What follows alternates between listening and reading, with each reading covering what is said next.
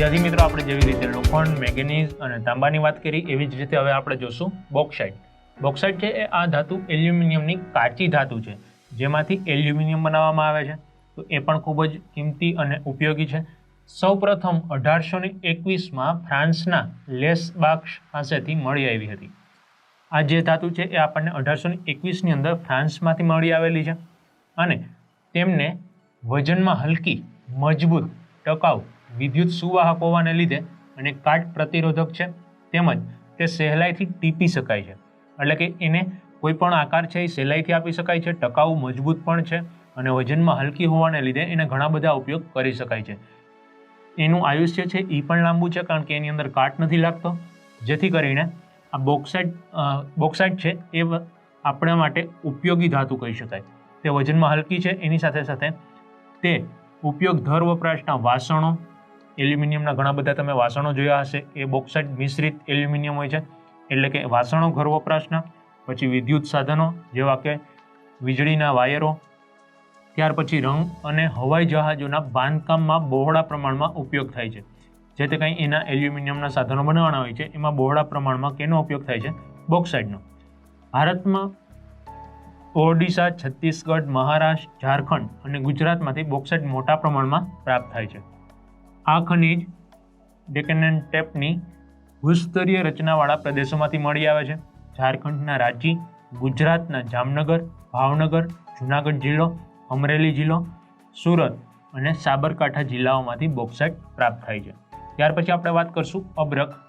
તો અબરખ છે એ વિશ્વમાં ભારત અબરખ ઉત્પાદનમાં પ્રથમ સ્થાન ધરાવે છે.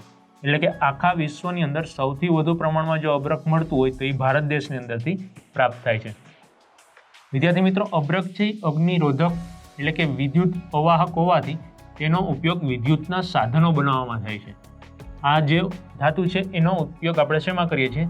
વિદ્યુતના સાધનો બનાવવામાં, જેમ કે વિદ્યુતની મોટર, ડાયનેમો, રેડિયો, ટેલિફોન, મોટરગાડી, હવાઈ જહાજ વગેરે બનાવવામાં પણ એનો ઉપયોગ જોવા મળે છે.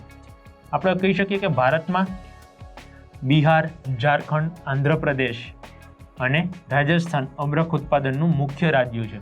આ રાજ્યોમાંથી મોટા પ્રમાણમાં આપણને અબરખ પ્રાપ્ત થાય છે. તે ઉપરાંત કર્ણાટક, પશ્ચિમ બંગાળ, તમિલનાડુમાંથી પણ આપણે અબરખ પ્રાપ્ત કરી શકીએ છીએ. ભારતમાં મસ્કોવાઇટ નામના અબરખનો વિશાળ જથ્થો મળી આવે છે. ભારત દેશની અંદર મોટા પ્રમાણમાં આપણને મસ્કોવાઇટ નામનું અબરખ પ્રાપ્ત થાય છે. ત્યાર પછી આપણે વાત કરીએ શીશુ, લીડ જેમને કહેવામાં આવે છે. સીસાની ધાતુને ગેલેના કહેવામાં આવે છે. સીસાને આપણે બીજા કયા નામથી ઓળખી શકીએ? ગેલેના. તે મુલાયમ અને વજનમાં ભારે હોય છે. તે સ્પર્શ કરવામાં મુલાયમ હોય છે, પણ એનો વજન વધારે વજનદાર હોય છે. તેનો ઉપયોગ મિશ્ર ધાતુ બનાવવામાં અને વીજળીના તાર, રંગ, શસ્ત્રો કે રબર તથા કાચ બનાવવામાં થાય છે. તેમજ સ્ટોરેજ બેટરીના બનાવટમાં પણ આપણે શેનો ઉપયોગ કરીએ છીએ? શીશુનો. તો આવી રીતે શીશુ છે એ પણ એક ધાતુ છે, જેમને ભારતમાં શીશુ મોટા પ્રમાણમાં જોઈએ તો મોટાભાગે આપણને રાજસ્થાન, આંધ્રપ્રદેશ, તમિલનાડુમાંથી ઉપલબ્ધ થાય છે. તો આ જે શીશુ છે એ ઘણા બધા ઉપયોગમાં લેવાતું હોવાથી એની માંગ છે એ ભારત દેશની અંદર જ એટલી મોટી છે કે આપણે એને પૂરી કરી શકતા નથી. એટલે કે પશ્ચિમ બંગાળ, મધ્યપ્રદેશ, ઉત્તર પ્રદેશ, ઓડિશા, મહારાષ્ટ્ર આ તમામ રાજ્યોમાંથી, મેઘાલય અને સિક્કિમ જેવા રાજ્યોમાંથી પણ આપણે શીશુ પ્રાપ્ત કરીએ છીએ. છતાં પણ શીશુનું ઉત્પાદન પુષ્કળ પ્રમાણમાં થતું હોવા છતાં પણ આપણે એની જરૂરિયાત પૂરી કરી શકતા નથી. એટલે કે એ આપણે જોઈએ છીએ મિશ્ર ધાતુ છે, ઘણા બધા ઉપયોગમાં લેવાય છે, જેથી કરીને એની આપણે કાચા માલ તરીકે હંમેશા જરૂરિયાત રહે છે. તો શું કરવું પડે? આપણા દેશની અંદર જે ઉત્પાદન છે, આપણા દેશમાં જે પ્રાપ્ય શીશુ છે એના કરતાં વધુ માંગ છે, એટલે આપણે વિદેશથી શીશુની આયાત કરવી પડે છે. ત્યાર પછી આપણે વાત કરીએ ચૂનાનો પથ્થર.